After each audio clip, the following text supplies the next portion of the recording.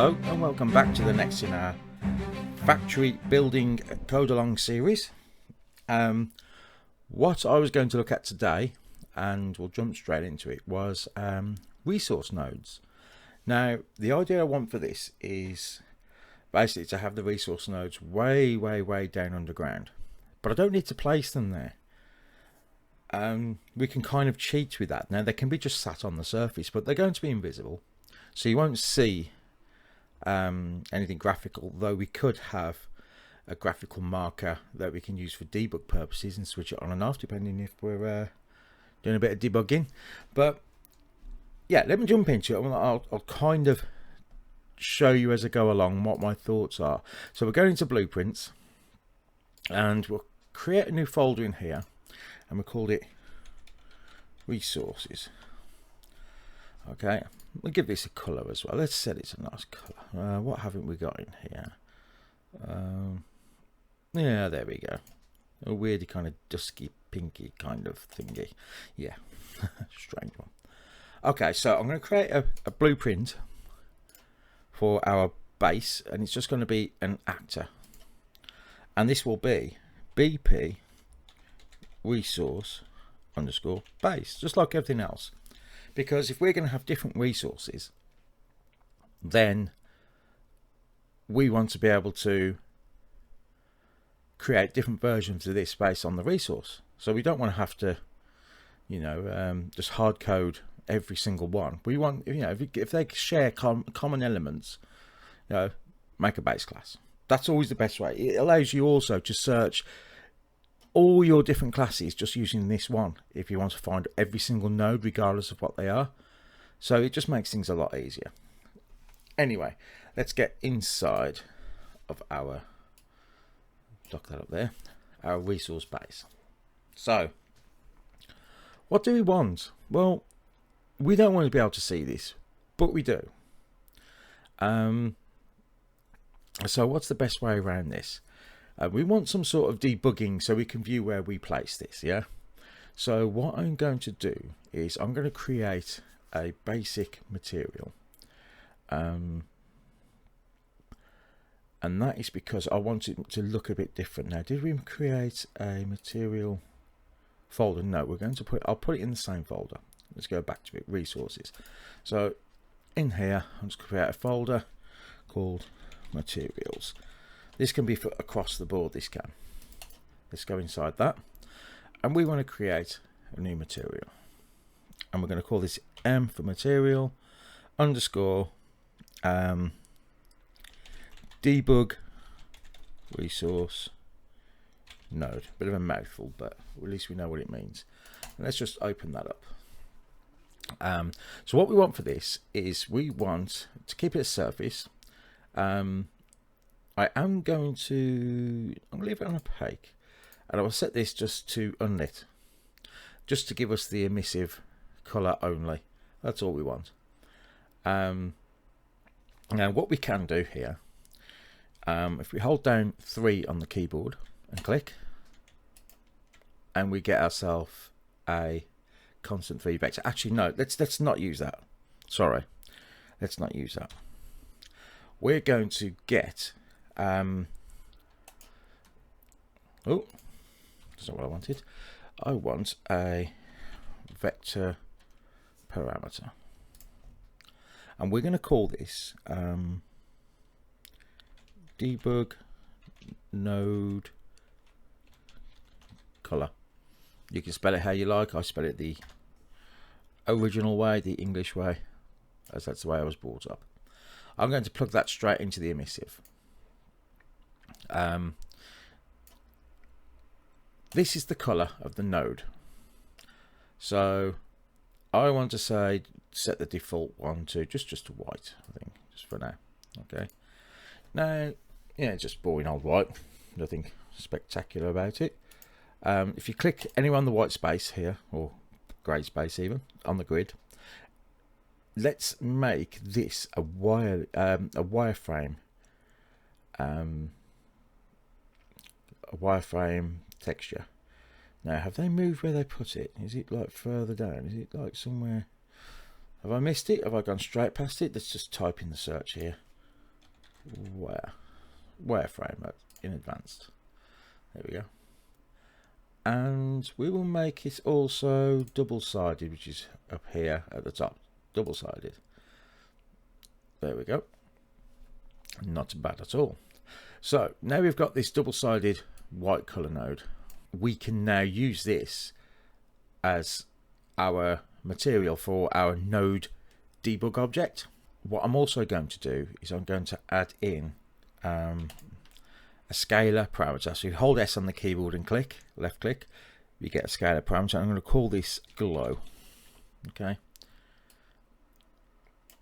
And then from here, if we drag out and put multiply, okay, and plug the output into there.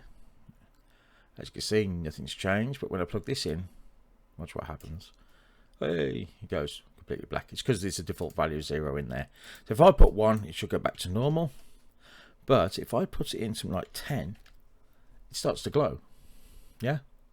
And you could go, you know, crazy values. Look at that. Way too, right? Let's try 100. Look at that for a glow. Now, the only reason I put this in here is when debugging, the idea of the planet I'm going to be on is going to be quite dark and dingy and very... the idea is to have it very stormy. I want this one to be the most inhospitable places you could ever manage to be. But you've still got to go out there and work and get your resources. So that's going to be the kind of target I'm looking at. So I want to be able to put this glow in there. So if I'm looking for a resource node, I can make them glow. Yeah, and the reason I can do that is because I've got this value here. So I'm going to set that for now just a light glow, just 10. There we go, just a light little glow. Just apply that and save. And then we'll close that. And then if we open the content drawer again, and we're going to right click, and we're going to create a material instance. And what I normally do is I use the same name. It's going to give me an error, but all I do is I add an I for MI for material instance. There we go. And now if we come in here, we can change this glow here, and we can also change the debug color. So if I want it a red, but because of the glow it's more orangey, but it's the way the glow works. But yeah, any color I kind of want just by changing it around. Yeah, give it like a nice green. So we'll save that, coming out of that. So that's all saved now. So there in our content drawer we've got this glowing material instance. Now we could create different ones depending on the type of resource node it is. But right now I'm just going to make them all in the base this default green. So what we're going to have in here, so I think that all we're going to need is a couple of things. I'm going to have a node on the ground and possibly something that reaches up into the sky to give it a bit of an indicator of where it's at. And if anyone's saw a beacon in Minecraft, if you've played that at all, you'll understand what I mean. Now maybe it's not going to reach as high as that, but who knows. We could actually modify that as we go. So what are we going to do in here? We're going to add in our debug ground object. So we're going to add just a straightforward sphere. Okay, it's 1 meter. That'll be fine. Should be fine, 100%. And we'll call this debug sphere, and just compile that. Right, we're going to set the texture on this, and my details panel is missing over here. Where has it gone? There we go. I like having this details panel open. Some people don't. I like it right there. I can mess about with it. So this is default scale 1 meter. Yeah. Here's my material. Just says basic shape. So if I come in here, highlight my debug resource node, the green one, and if I hit this little arrow, and there we go. If I unselect it, I can't unselect it, can I? Yes, I can. As you can see, I can see my nice green glow. Yeah.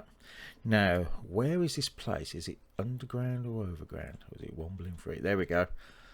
Sorry, none of you probably know what that reference means. The Wombles were a really odd puppety type kids program I used to watch back in the 80s, 90s, probably the 80s. Yeah, you don't want to look it up. It's really strange. So there we go. We have this sphere, and it's actually going through the ground. I don't need to modify it. I'm going to keep it as it is. Now, it's visible. We could make it not visible. We could make it hidden in game. Now, that's how we're going to do this. We're going to link this to a variable so that we can change whether it's viewable in game. Do we just have it on an event? Probably. Yeah, I don't think we need to set a Boolean value to say whether it's on or off, because we can just read the actor hidden in game, can't we? Sorry, the visible tab. So if we go into the event graph and we'll create a new event, so custom event, add custom event, and we'll call this toggle visible. We'll call it, let's keep it constant, debug toggle visible. Yeah, we will put an input onto it. So we click the plus here on inputs, and we'll have a Boolean variable, and we'll just say visible. Okay, and then all we need to do is just drag off here, and we can go set. Oh no, let's drag in the debug sphere first, would help, and then from there set visibility. Okay, drag that in, link it up, bring that above, and we'll drag the visible into new visibility. Now you have got propagate to children, so I might use that, and then everything else can be put underneath there so that we only have to toggle the one value. So propagate to children means that any children that I tag along to this sphere will also change their visibility. And there we go. So let's go into our prototyping channel. Can we expose this to editor? Expose it to cinematics. Can we expose this to editor? Yeah, call in editor. There we go. You'll see what this does. This is just helps you for debugging purposes. Tick this call in editor. It doesn't matter in game. You can leave this switched on because no one can use it. It's just for while we're in the editor. So I'm going to bring one of these out. So let's come into our resource, and there we go. As you can see, it's half in the ground, half not. Okay, let's deselect it. There we go. That's just its editor tag, and as you can see, it's glowing. But if we scroll down, we should, or is it at the top? Let's have a look. Oh, I've got to select it first. If we scroll down, we should have a button somewhere. Where's it gone? Where's it gone? Okay, it's possible, but it didn't show up because I haven't because of this. Let's just disconnect this for now and remove that, and we'll see, and then come back in, and there should be then in the details panel a button. There we go, debug toggle visibility. But obviously it's only going one way because I've had to change the way I code it. So all I've got to do here is use the current visibility, so we'll get its visibility. And so is it visible, and we'll set it to not Boolean. So if it is visible, it will switch to not visible. Yeah, and if it's not visible, it'll switch to visible. I hope that's understand that. That's how the not works. It reverses this value to the opposite. So true to false and false to true. Compile, save, prototyping. So now if I toggle, yeah, toggle, toggles it on and off. Just helps you when you're debugging. You can just go along and say, well, where's this resource mode? Toggle it. There we go. Right. Not so simple as that, obviously, because you could be miles away depending on the size of your level. But there we go. So let's toggle it back on. And that's working in the editor, as you can see. There's no, I haven't hit play. This is play. I'm not sure if it works in here, which would be interesting. Have I got the resource node in here? Where is the resource node? I can't see. There it is. Oh, it does. Even better. So as you can see, I could toggle it on and off. There we go. I'm going to change the glow on that material. So let's come to our material instance here. I'm going to tip the glow, and we're going to set that to half of what it was. There we go. Not too bad. Not too bad. Save that. And close. And come back to here.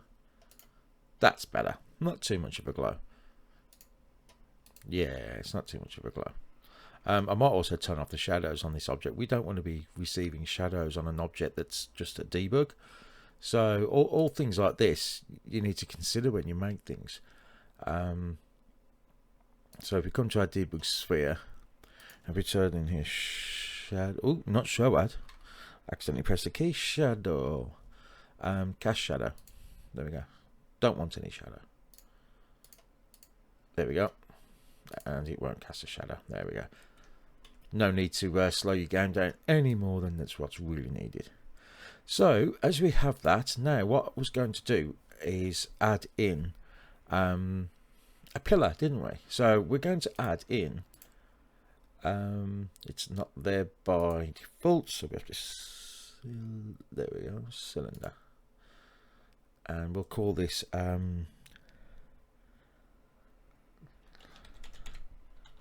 light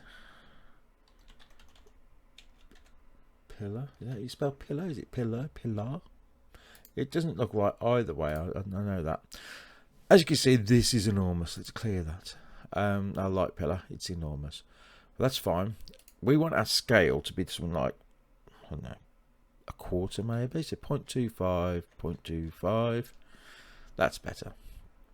Now the height, we probably want this quite tall to be seen from a distance. It depends on your rendering, but it just helps you when you're nearby the location. You can get a little bit closer. So we're going to make this probably about try 500 meters. Yeah, and the location on the Z. Does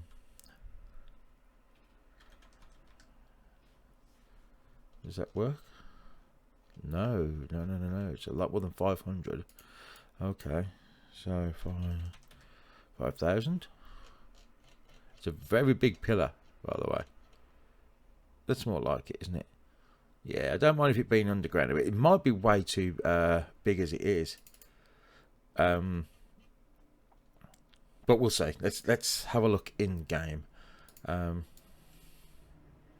It's very big. It might be okay. So resource base. Let's come back into here, light pillar, and we're going to change the material on this to be the same. So we're going to use our new material on that. So in the game, if I hit play, we can now see this pillar. Let's I need to turn off the shadows on that one as well, haven't I? Let's run over here. As you can see, from quite a distance, we can see that resource node, and this is just for debug purposes. So I do apologize if this is waffling on a bit, but it's just to show you that if you're going to plant one of these things and they're going to be invisible, you can switch them on. Yeah. Anyway, let's escape out of that. That works. Let's hide the shadow on this one as well. So no shadow.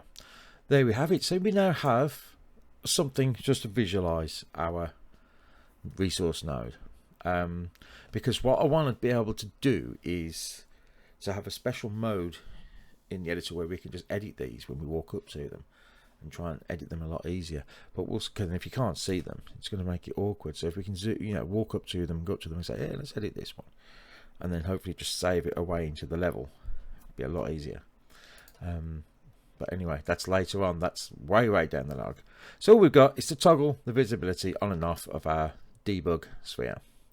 So what are we going to need now? We're going to need a hell of a lot, and I mean a hell of a lot of a hell of a lot of information.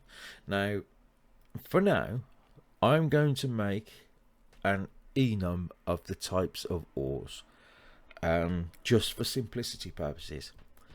Later on down the line, I would probably use some sort of data table to store the different types of ores, and any pertaining information that they're going to need, i.e. hardness, so how, what type of drill head you're going to need to drill it. So, if you've got a standard drill tip and you're drilling into something that's really tough, like diamond, it's not going to work, is it, very well? Not unless you've got specialist tools. So I'm going to use, for now, an enum, but that will change. This is just to get us going on here. So let's create our enum, and we'll do it in our resource folder because it's all linked to this. So let's create a blueprint enumeration. So we're going to call this E for enum, and we're going to say this as resource type. Now the reason I'm using resource and not ore, because it might not just be ores. There might be other things that we do. Let's double click this, and all I'm going to do is add in 3, say. So we'll do the usual. So we've got iron.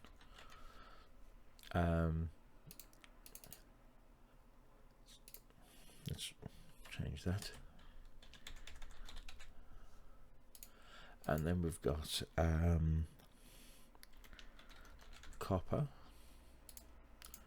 And we could have, what else could we have? See, I'm not sure if aluminium is a mineable ore or whether it's a man-made alloy. I know it is an alloy, but I think it's man-made. I'm not sure. It might be mineable. Let's not put aluminium in there for the moment. What else could we have? Just random ore there. Okay, so that's our ore type.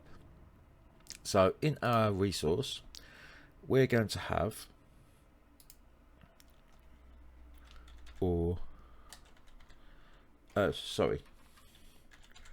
resource type.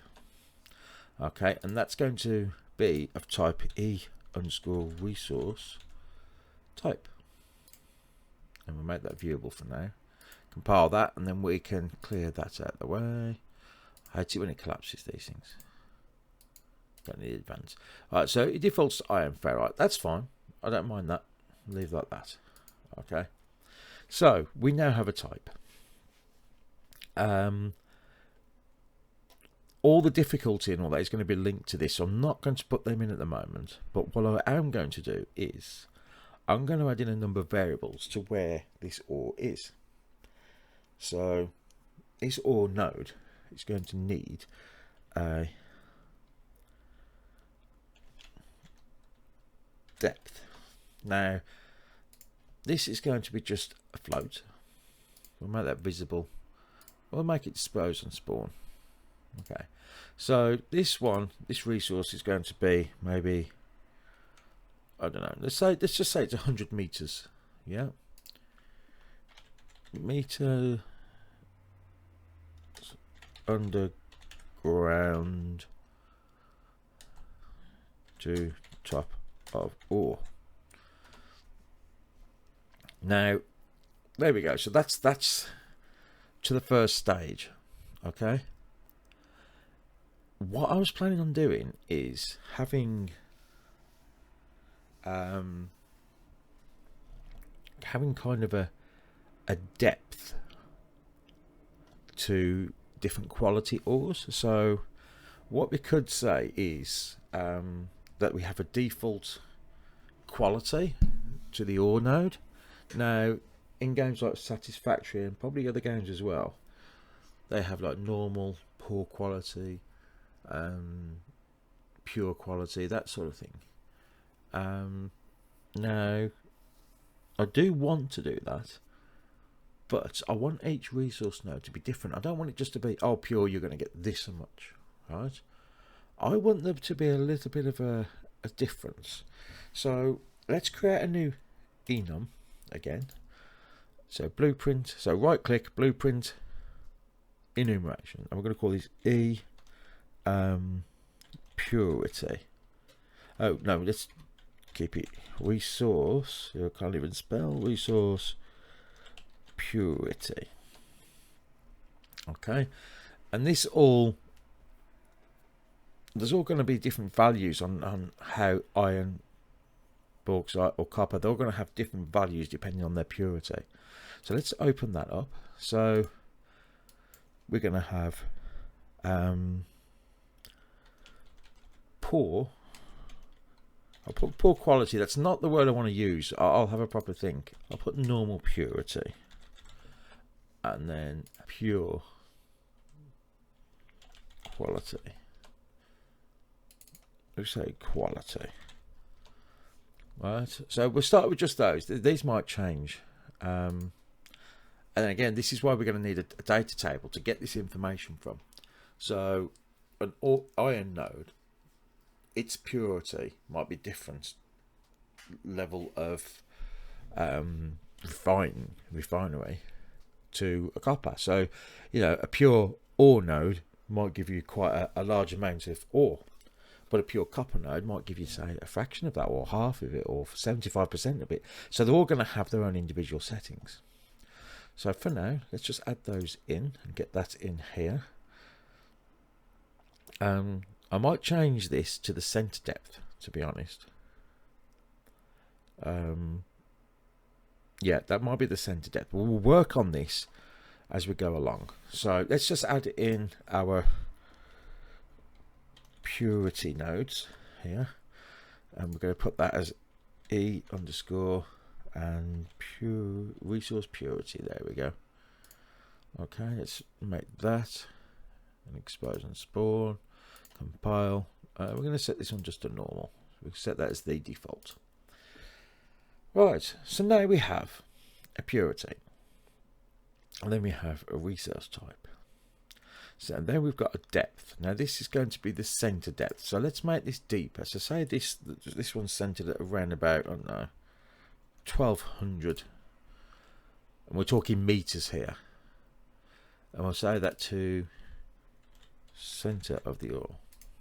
Now you're asking, why am I doing this? Why do I need this value?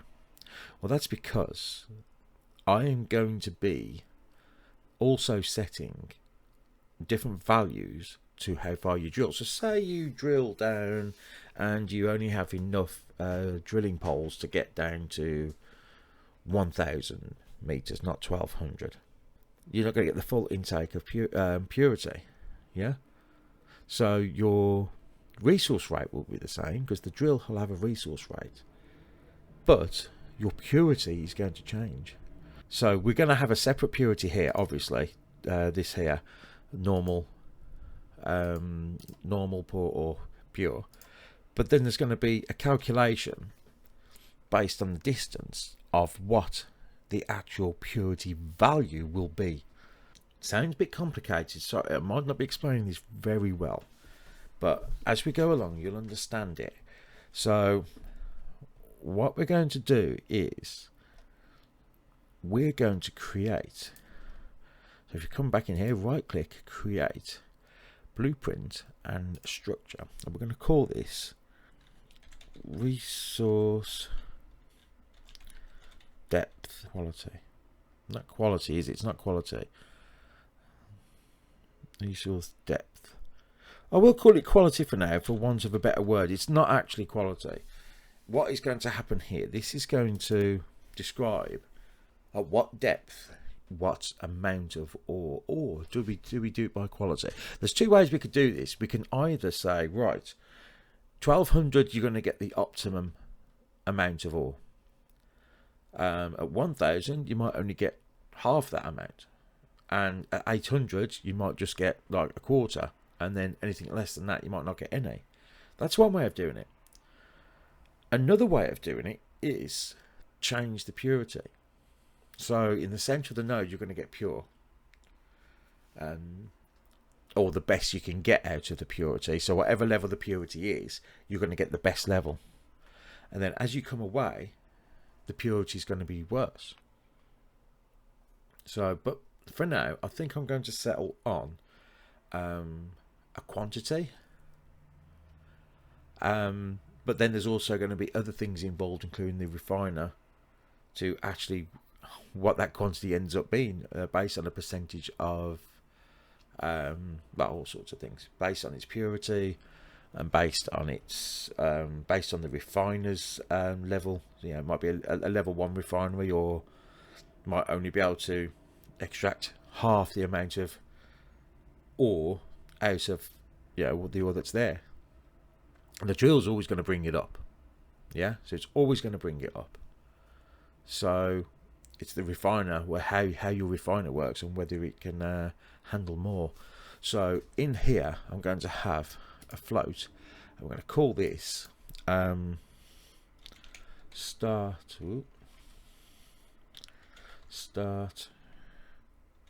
range, and then we're going to add another variable again, and this is going to be end range, and then we're going to add another variable, and this will be modifier. Okay, so what this will do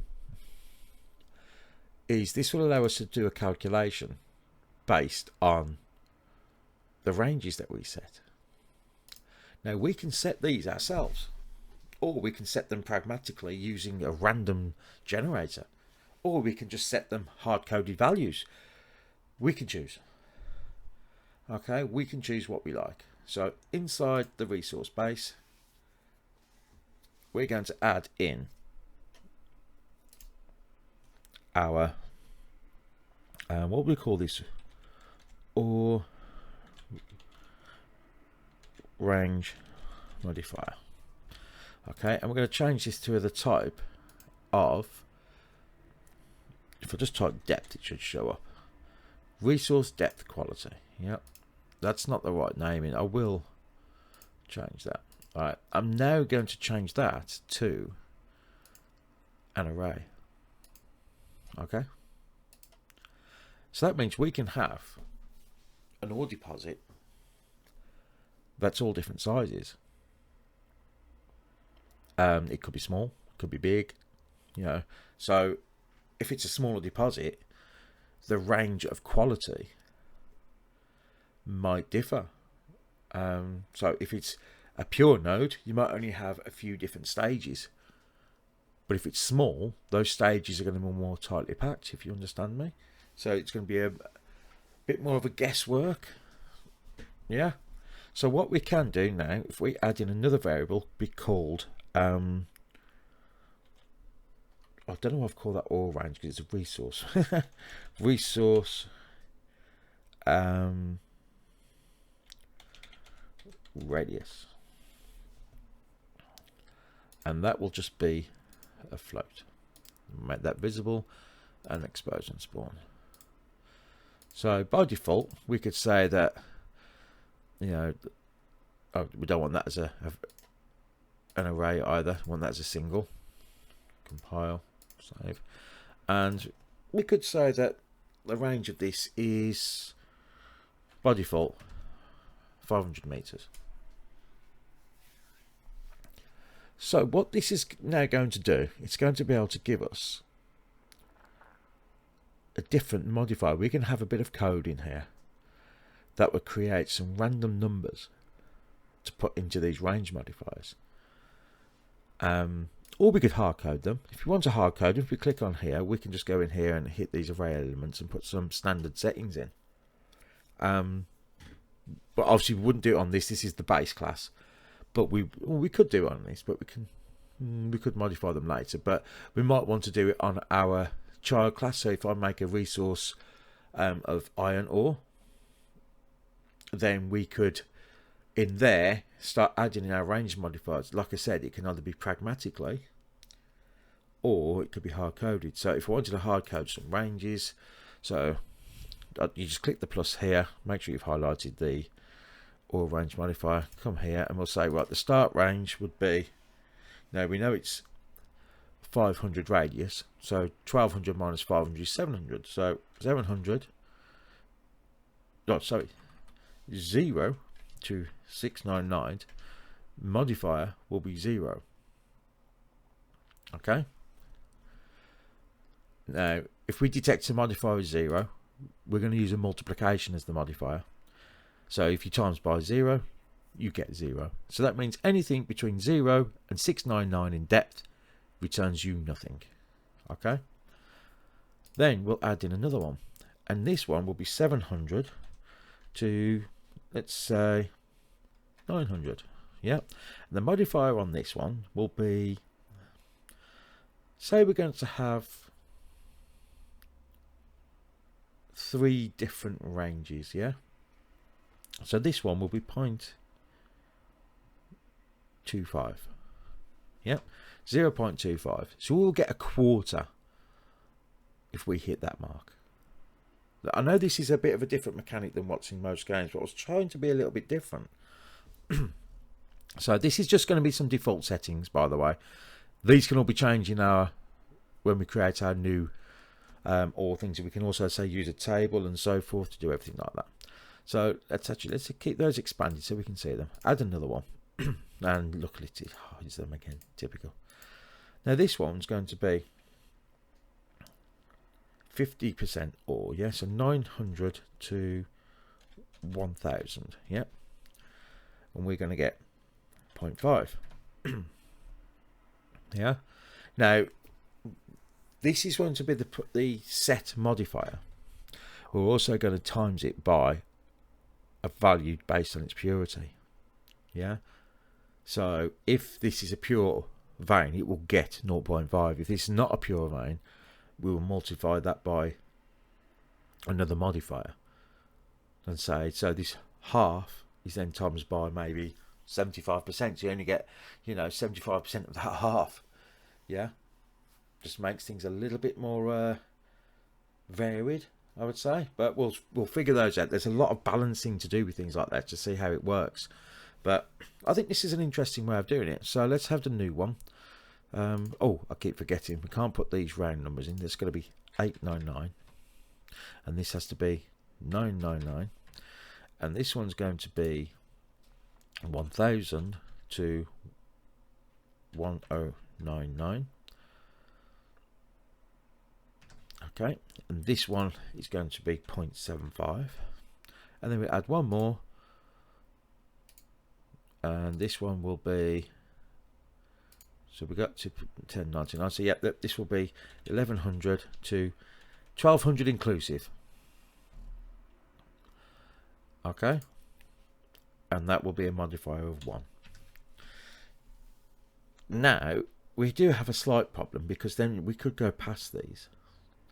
So we would have to possibly calculate numbers going past, but we won't at the moment. We could just say it misses. And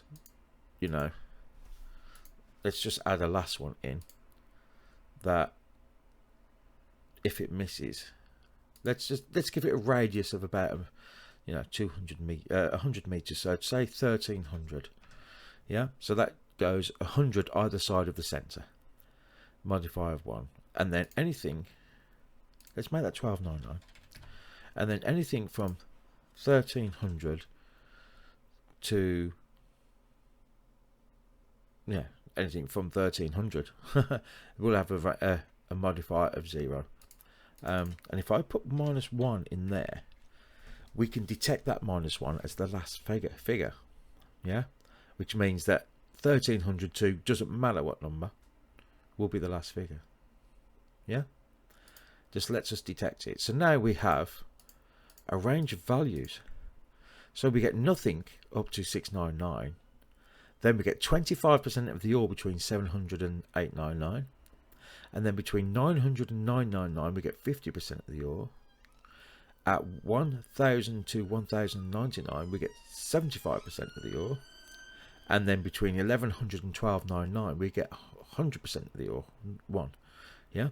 But then anything over 1300, or so 1300 and over, detected by the -1, yeah, we'll get nothing. Yeah, so that will just fall back into this range. So then we can detect how deep you drill, but that unfortunately won't be detected inside this, so we won't be showing you the code inside this until we make a miner. we will have to create a miner. It's only going to be something basic. I'm not going to create anything graphically intensive yet. Not yet anyway. But so we now have a resource radius of 500. So that means it's a radius of, that means a diameter of 1,000. If we covered that 1,000, we might not need this radius. That's for pragmatically adding this, but this isn't. So, but if I did work it out, 1,200 minus 500, yeah. But we're not going to do the other side of the radius. We're just going to do, yeah, we're not going to do the other side. So we haven't got a diameter, we've got a radius only. So then we can also use a modifier of purity and depth and everything. It's all in there. So that's our base depth. So that's our, we might not need this either, but that might just be for visual purposes, for detection purposes. So we've got a resource type, iron ferrite. Depth, so the depth to the center of the ore.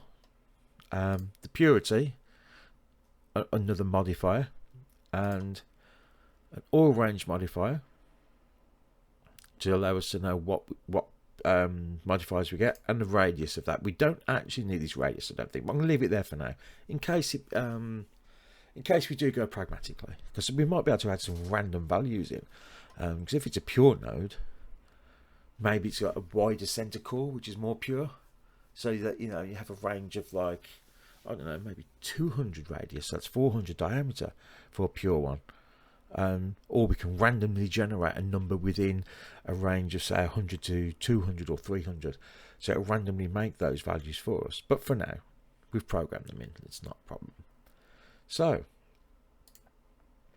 to be honest, as far as a resource node goes, for now, that's workable. We can now use that and place it in the world, and it has information. Yeah, but obviously this is the base class. So all we're going to do now, before we finish up this episode, is take our base class, right click, create child blueprint class. Okay, and we're going to call this BP resource underscore iron. Okay, here we go. Zoom in. It's really far zoomed out, that is. I don't know why. Not sure why it's so far out. That is really far, that is. Like, just, it matters not. It matters not. So we have iron ferrite. We can choose copper or bauxite, and the depth is 1200. We can change it to whatever we like. Normal purity, and our range modifiers are all in here, because this is all into the class defaults, if you remember. And so that's how that works on there. So we drag one of those into the world, which we already have, haven't we? There we go. We have this one in the world, and that's just the resource base, actually. So let's take that one out, because we don't need that, do we? Why am I so far away? I don't get why I'm so far away. Sure wasn't this far before. Strange. There we go. So let's delete that, and we're going to bring in our iron. So we have an iron ferrite resource node. Yeah,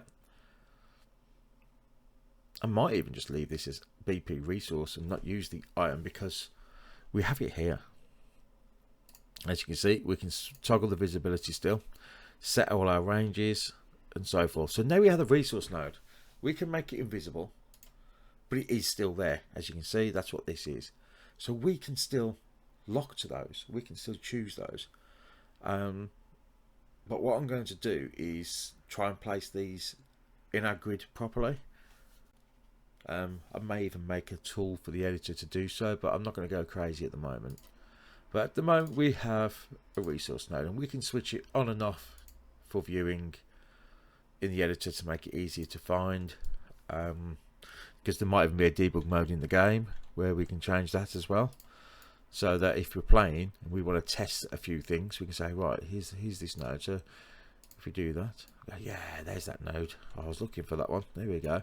But then obviously if That's what I want to do. If I wanted to switch this off, I'll just toggle that. That means, oh, I can't see it, but it is there. Believe me, it's there. Yeah. Okay. Nothing fantastic in this episode.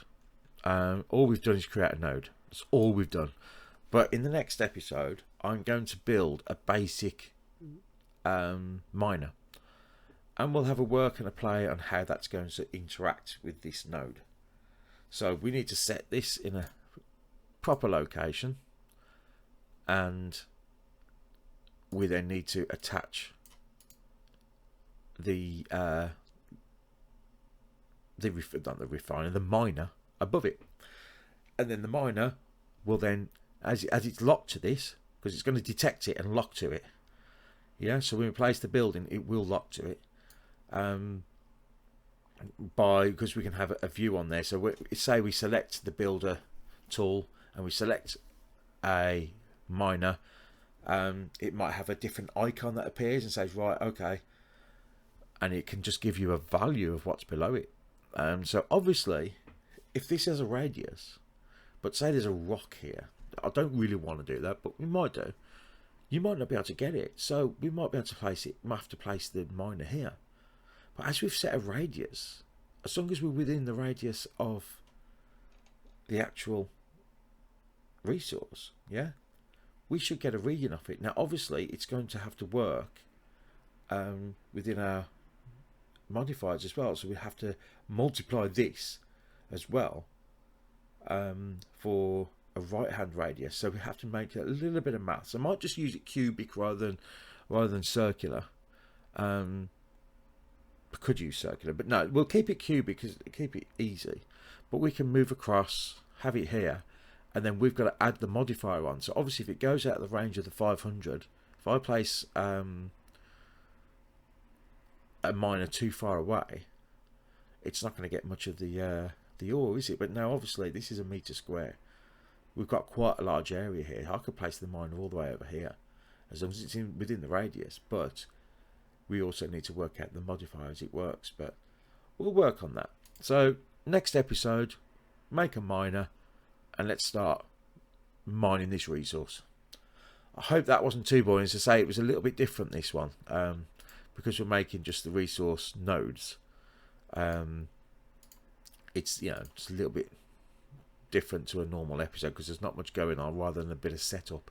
So yeah, I hope you enjoyed that. I hope it's give you a bit of insight of how this can work, and I hope you took something from it and you can make it your own, or you can carry on with the next episode and see how we get on with this. Okay, well, thanks for watching. I do appreciate all the views and the subscriptions especially as well, and the likes and the comments. I really do appreciate it. Keep them coming, is all I can say. I am really glad that it's actually being useful to some people in some way or form. So yeah, thanks for watching, and I'll see you next time. Take care. Bye bye.